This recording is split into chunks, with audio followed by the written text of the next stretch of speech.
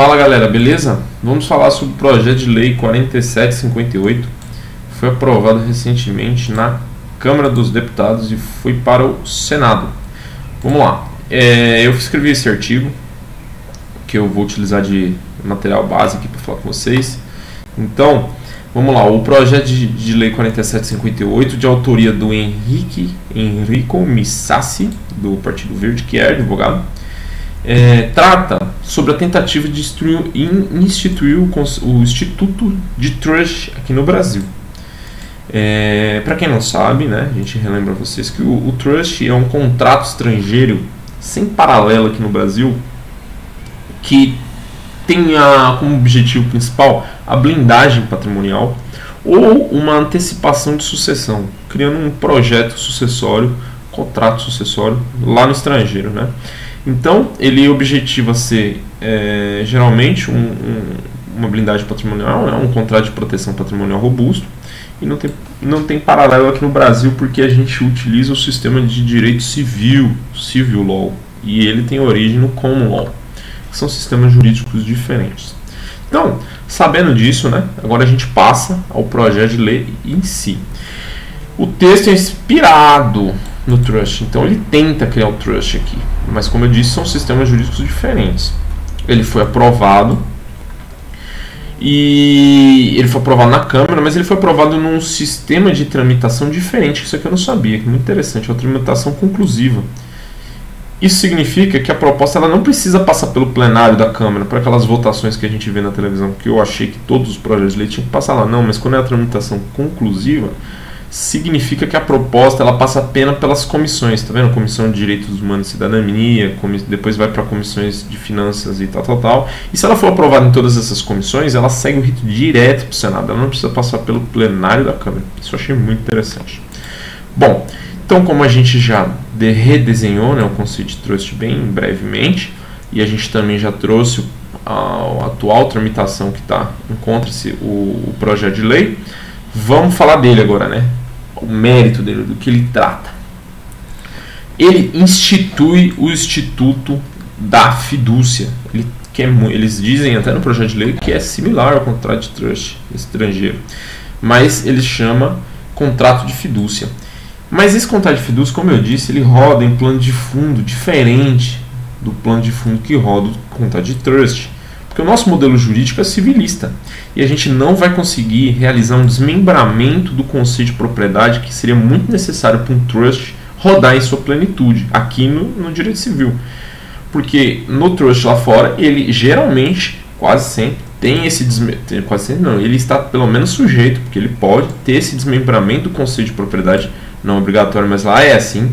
O conceito de propriedade das pessoas que tem um sistema jurídico common law é diferente do nosso. Eles têm um desmembramento do conceito de propriedade resolúvel, de posse, que até tipo assim, várias pessoas podem ter propriedades em níveis diferentes, que não faz sentido pra gente, porque a gente tem o nosso conceito de propriedade civilista. Então, ficou meio que um Frankenstein, ficou uma adaptação técnica bem nas coxas, porque não vai rodar com os mesmos efeitos. A gente pode até copiar o instituto, mas não vai ter os mesmos efeitos jurídicos. Dessa forma, eu continuo. Se tentar instituir o trust no Brasil, sempre vai ter um problema que vai se remeter às bases do direito civil brasileiro, que é o civil law.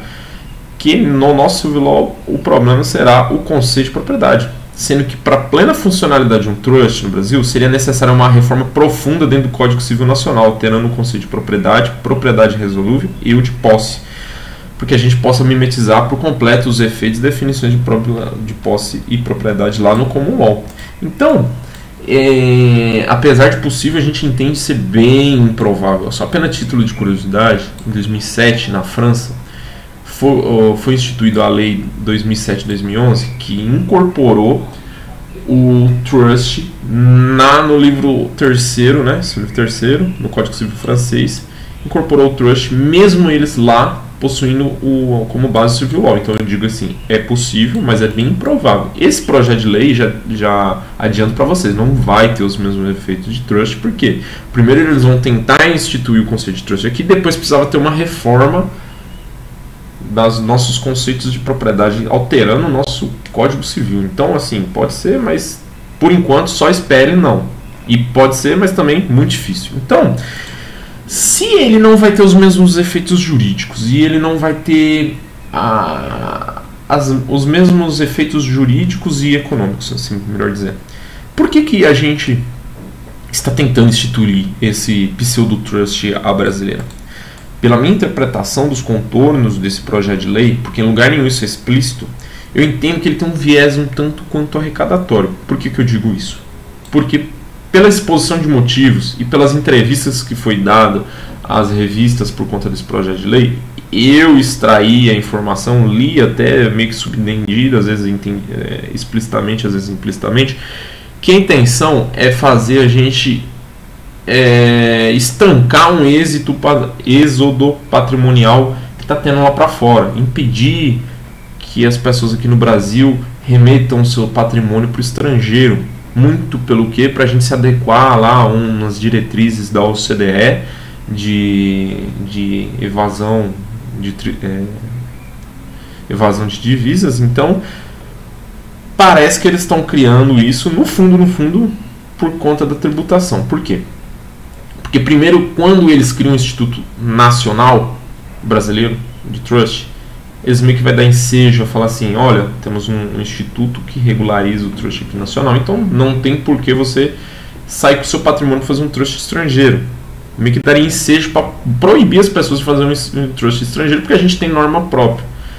Então, parece que no fundo seria meio que para proibir as pessoas de sair com capital daqui, mas isso também daria ensejo a fazenda tributar ao seu deleite aqui no nosso território nacional, porque as pessoas que instituíram o trust brasileiro estariam sujeitos às regras de tributações nacionais, e aí vai ficar totalmente ao sabor do ímpeto arrecadatório quase que infinito da fazenda, sua corriqueira imparcialidade, né? Bem parcial na verdade, estou sendo irônico, e sua arbitrariedade na maior parte das vezes. Então, parece que tem um tino aí um pouco arrecadatório, querendo fazer a gente parar de criar trusts estrangeiros, porque vai ter uma lei nacional que regula o trust, então você vai ter que fazer um trust nacional, e fazendo trust nacional você vai estar sujeito às tributações do trust nacional, que inclusive eu tenho um vídeo aqui no canal que fala sobre uma solução de consulta